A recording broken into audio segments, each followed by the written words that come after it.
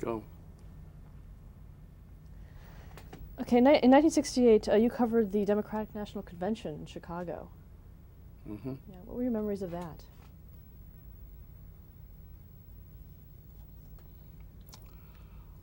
I remember I was in a hotel room and I was watching television, and all kinds of protests were starting outside of the hotel. And I didn't know what to do or where to go, but I ran out of the hotel and got to the first NBC mobile unit that I could find.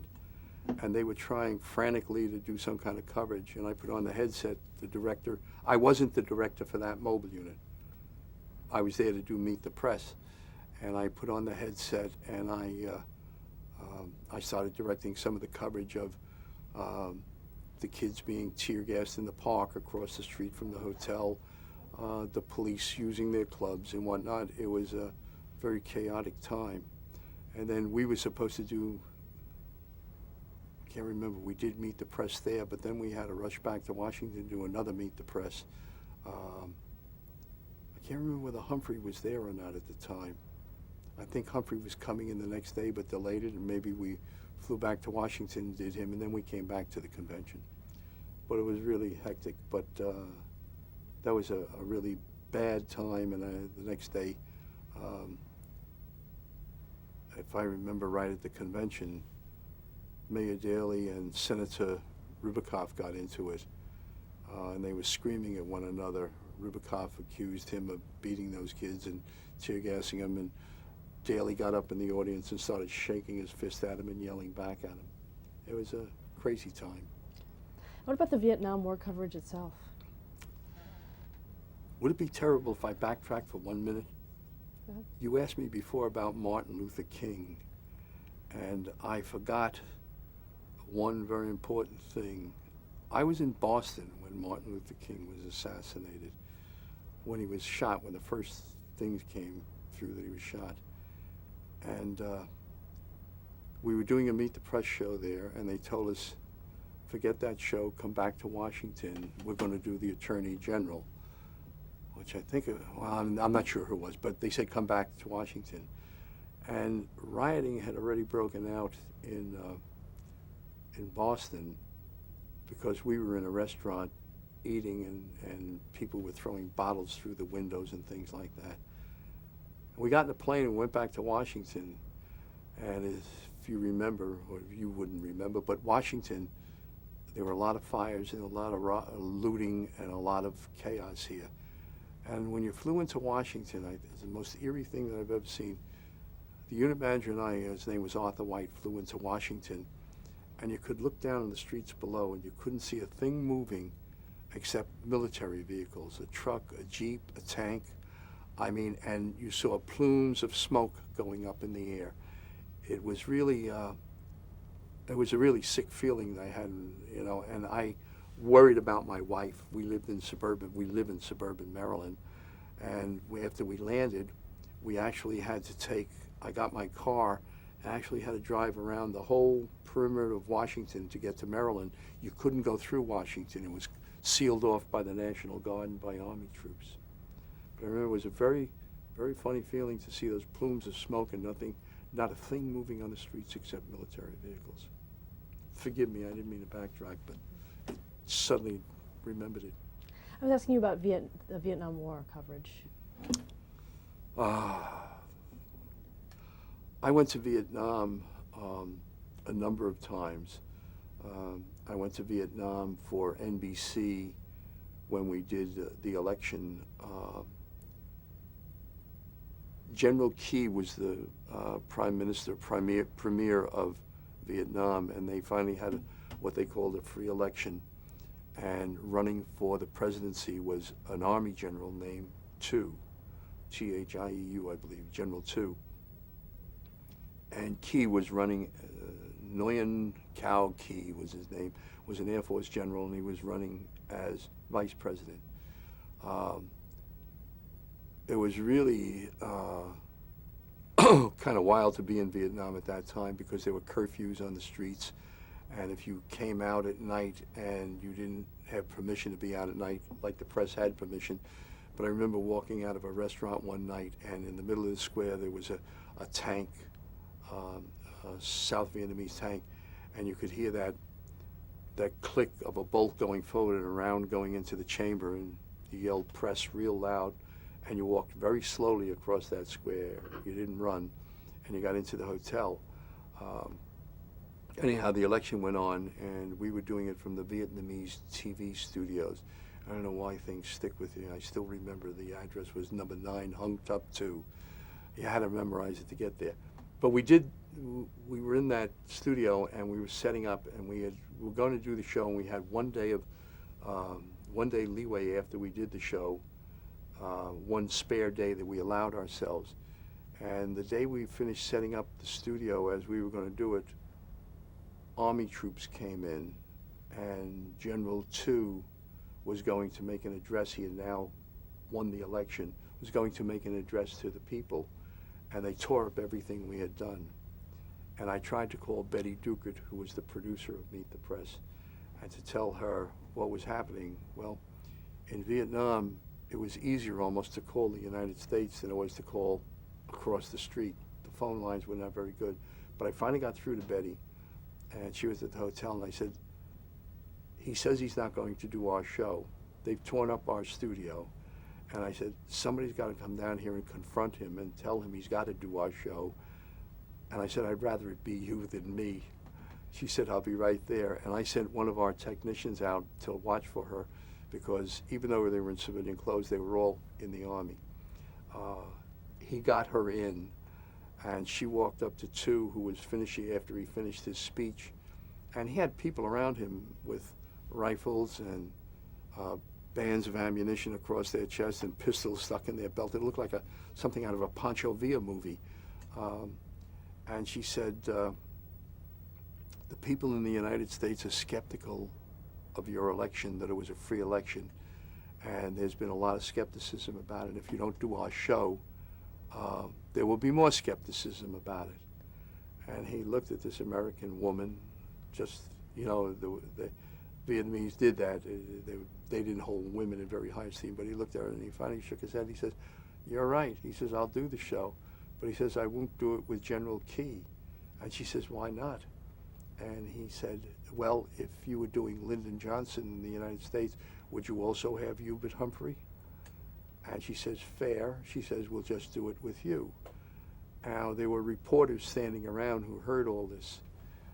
And that got more press coverage than the show did, because nobody knew that there was a rift, that there was a split between Tu and Key. And nobody knew that they weren't happy with one another.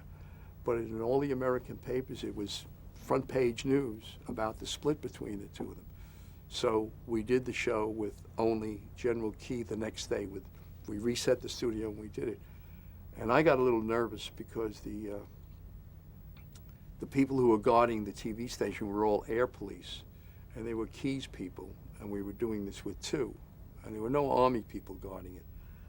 And so we had some American technicians who were working for RCA at the time, who were setting up, helping the Vietnamese set up their TV studio. And I had them in the tape room, and I told them, I said, when the show is over, and this was done on 2-inch tape, and 2-inch tape were huge reels, and it was, and they went in big cans, but they were thick. The tape was 2 inches, that's what it was. But I said, when the show is over, have some reels that are already tails out. And I said, take the show tapes off. There were 2 copies the show made. Put them in the can right away. Put the reels that are tails out on the tape machine and start rewinding them and give them to me. We had now allowed ourselves just enough time to get to the airport for a 2 o'clock flight, to get there about 1:30. And we had gone out there the day before and checked the customs agent who was there, and we gave him $100 and said, when we come through tomorrow, we want to get right through and get on the plane. Well, I grabbed the tapes, we got in the cab, we were already packed, went to the airport, went right through customs, got on the plane and took off. I was told that after we left, the air police came in, and the reels that were being rewound the blank reels that were being around were confiscated by them. So we got out of town with the show, but the air police got blank reels. I'm sure General Key was not too happy with that. Had you ever been in that kind of a situation before? No, not like that. That was pretty much touch and go. How did you know what to do? How did you anticipate that? I just had an uneasy feeling because the split was so obvious. The split was between them. There was great hostility. It made me uneasy that the air police were there, and I figured even if they don't confiscate the tapes, what can it hurt? So I said I'd rather have them not rewind the reels and take them back to the United States. We'll rewind them there. But I just wanted to play it safe. I just had it's a gut feeling I had. And we had it. We were, Meet the Press was in Beirut when the fighting was going on, and we had problems not with the show itself, but you know, with all of the war that was going on around us, trying to get things done. This was with Yasser Arafat, and we did it on film. Meet the Press went to Amman, Jordan, and we did King Hussein there, and we had problems with camels and sand in the studio and trying to get everything ready to go on the air, but nothing like that in Vietnam. Have you ever felt yourself in mortal danger on an assignment? I guess I was too young and too dumb to actually think about it, but I guess we were in danger a number of times, but I don't think it really hit me until maybe later when I got home or something that we could have been in danger. But I didn't think about it at the time. Like I say, I was too young and dumb. In general, overseas, how was the American press looked upon by those that you interviewed? By those that we That you interviewed or interviewed. those that I had to work with? Both, actually. Well, one of the first shows I did, there was a big show on Meet the Press, was like in 1966, and for the first time, our Secretary of State was going to be questioned by people in London, Paris, Bonn, and Rome, and Washington. And I was sent to Europe to set it all up, and I was going to control it all from Brussels at the EBU, which is on the top of a building like our Capitol in the dome. I figured if it doesn't work, you just jump. But the British needed all kinds of time in order to get a simple desk built. And they were very locked into the way they did things. The Germans sort of tolerated me, even though my counterpart spoke English. He wouldn't talk to me unless I went through my interpreter. My interpreter spoke in German. He went through his interpreter back to English. And I said, why can't we just talk? He wouldn't do it. The French were absolutely, I don't know if I should say, they were terrible. I mean, they were never ready on time. They weren't ready for rehearsal. They were barely ready for air. Couldn't communicate with them. It was just almost impossible. And the Italians were absolutely great. The Italians did everything we wanted, right on the button, and totally cooperative. So some of them tolerated us and some of them didn't. Now you ask about the people that were being interviewed. Some of them, I think, in those days before satellites, liked it because Meet the Press would come to the location. I don't know whether satellites have helped or not. When you do a satellite interview now on Meet the Press or some of these shows, it's like a long-distance phone call. You can't really tell body language or the way the person's acting, or you can't get a feel for what they're really like. We went to South Africa and did President Botha at that time. But we were there 3 or 4 days before. We got to see Soweto, and what apartheid was really like. You got a feel for what the people were like, so that when you were questioning him, I think the reporters had a different feel for the questioning. Bill Monroe and Lawrence Spivak, or myself and Betty would go there. We also went to Amman, Jordan, and we got a feel for what the people were like. We went to Vietnam. I think going there and seeing the people and seeing the people themselves, not the person you were interviewing, but getting a feel for what it was like was much more important and gave for better interviews. As I say, now when you do a satellite interview, it's pretty much like a long-distance phone call. You don't know who the people are or what the conditions are like there or anything else. What about the international perception of Meet the Press by the interviewees? How do they feel? They were all aware of the show, and I believe they all considered it prestigious and an honor to be on the show. Meet the Press had a worldwide reputation, especially with the leaders that we were going to, maybe not with all of the people, but to the leaders we were going to. And there were, if I remember right, I'm not sure whether it was the Germans or some of the people had imitations of Meet the Press in those days. Now, you began on Meet the Press in 1965? 65, right. Now, what were the duties of a director on Meet the Press? I guess to keep Lawrence Spivak calm. No, that's not really true. The director on Meet the Press had to worry about the set, the lighting, the camera positions, the shots, and when you switch back and forth, all of the things you would do in a normal TV show. But Lawrence Spivak was the type of person who wanted a calm set. So short of the roof falling in, I would never tell him anything was wrong. Because if you did tell him something was wrong, he would worry about it. And that affected his on-the-air performance, which I didn't think was good. So unless I really had to tell him we couldn't go on the air or something really drastic, which never happened, I never told him anything was wrong. I always told him everything was fine. And we worked out our problems. Betty Duckert, myself, and the crew, we worked out our problems behind the scenes. I do give him and Betty Duckert a lot of credit. Once he had confidence in you, and Betty had confidence in you, and they had confidence in me, he would never question anything I did, and he allowed me the room to do my job as I saw it. If I said something had to be done just before airtime, which I did it a lot of times, and he would say to the stage manager, "Who said so?" They said, "Max." He wouldn't say anything about it. And he'd wait until after the show was over and he'd ask me why, and I told him. But he would never say, "No, no, no, don't do that," or something. I gave him a lot of credit for that. He had enough confidence in me to not question it when push came to shove at crunch time, at air time. And Betty was the same way. I give them both a lot of credit. They were a joy to work with as a director. I appreciated them very much. Now, you made a comment about Lawrence Spivak and his on-air performance. What didn't you like about it?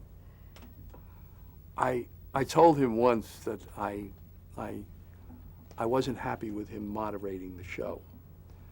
We had a moderator for many, many years named Ned Brooks, and he became sick and he had an operation. He couldn't continue any longer. And Mr. Spivak didn't, you notice I say Mr. Spivak. I never called him Larry or Lawrence. It was always Mr. Spivak. I don't know why. There were some people in your life that you do that to, or if you have that greater amount of respect for. But Mr. Spivak couldn't find anybody he thought could moderate the show. He wanted Ed Newman to do it, but NBC couldn't release Ed all the time to come down and do it every Sunday. So he took to moderating. Prior to his moderating, he was the first questioner. We had 4 reporters. He was the first questioner. And he always set the pace. I mean, the questions would bore right in, and he was right on top of it. And the other reporters sort of picked up the pace that he set. When he moderated, all the reporters were questioning. He was the 5th person to question, but he also had to moderate. And it sort of bothered him to worry about the timing and getting off on time, leading us into commercials, and all of the other things that a moderator has to do. And I told him one time, I said, you know, you should give up moderating. He said, why? I said, because you're a mediocre moderator. I said, we lost our best questioner, and we got a mediocre moderator. And he looked at me. I said, no, it's true. I said, when you sat in that first chair, you set the pace for the whole show. Now you're the 5th questioner. And I said, you worry about all of these other things. And I think he would have given it up gladly if he could have found somebody he thought could moderate it week in and week out. And I was always sorry that Ed Newman didn't do it because he would have been the perfect person. Was there an overriding philosophy of the program? What do you mean by that?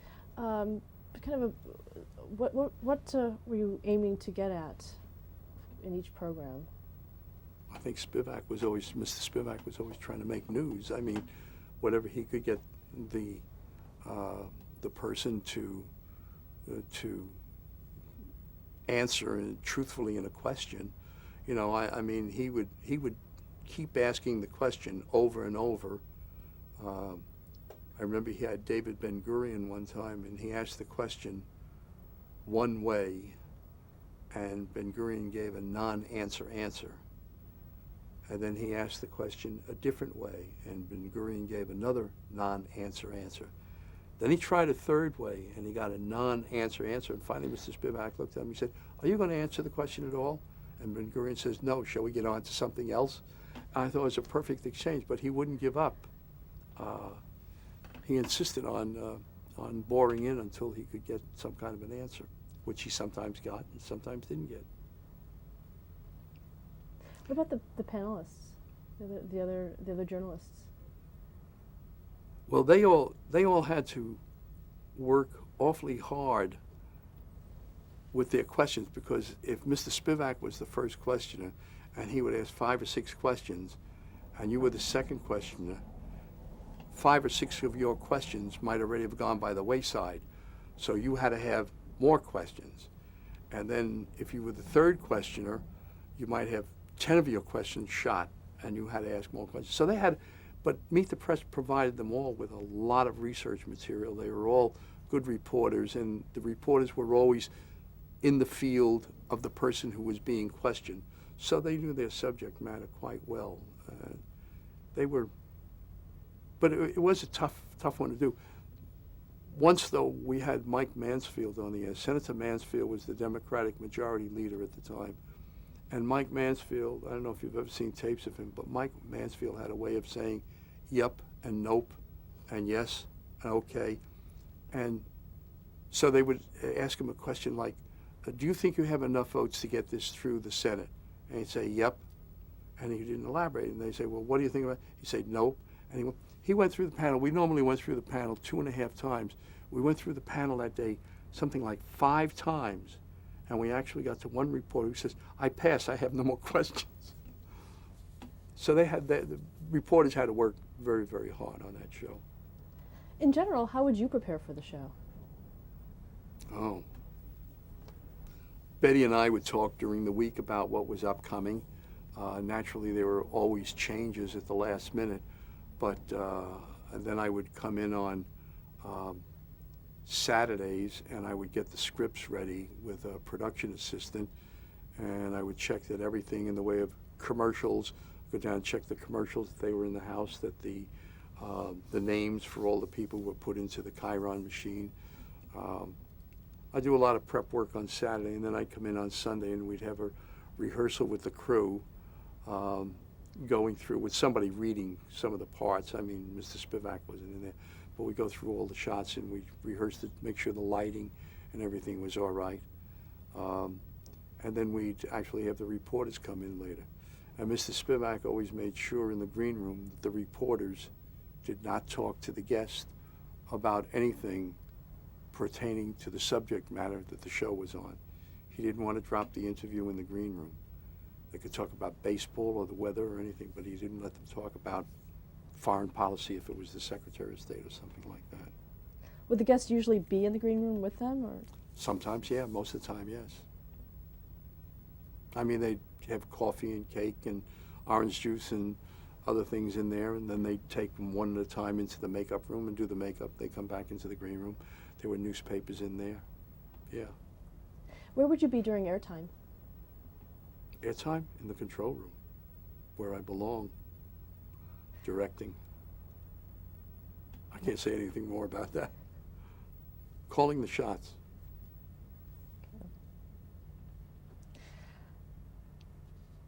Who were some of your favorite guests on the program over the years?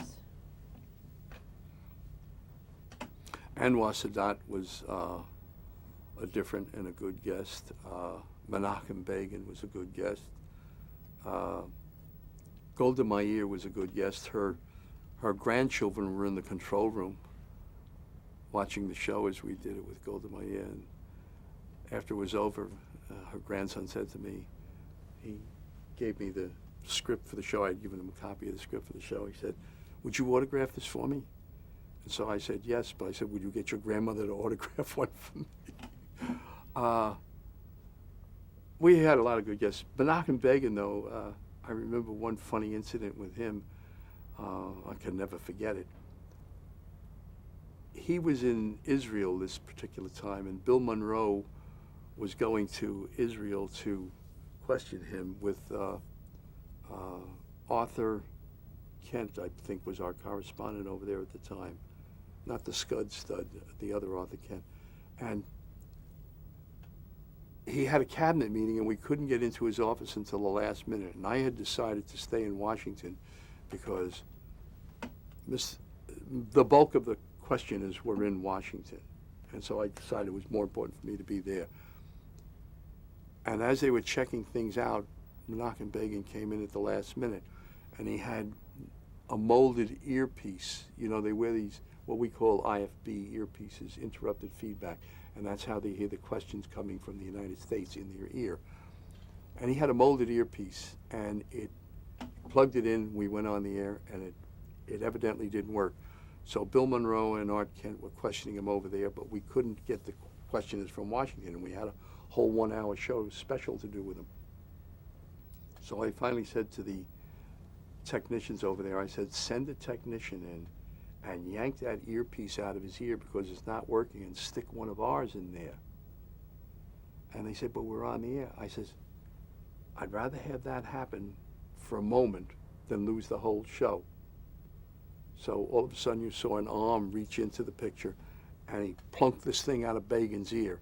And Begin kept talking, and he pushed this other thing into his ear. And suddenly Begin could hear Washington. And so they questioned him, and they went through the rest of the show. What I didn't know was that he had given him the same IF earpiece, the line that went to Bill Monroe, because they were separate lines, one for Art Kent, one for Bill Monroe, and one for Menachem Begin. But they had given him a line that was the same as Bill's. And when Bill was ending a show over there, a lot of times this was when Bill Monroe was moderating, I used to say to him, "Say goodbye." I mean, I'd hit the button into his ear, I'd say goodbye. So as we were getting near to the end of the show, I hit the button and I said, "Say goodbye," not knowing Menachem Begin was in mid-sentence, and he looked up and he was speaking, and he says, "Say goodbye?" "All right, goodbye." And I remember I took a lot of ribbing about that the next day. Everybody says, "Say goodbye, Max."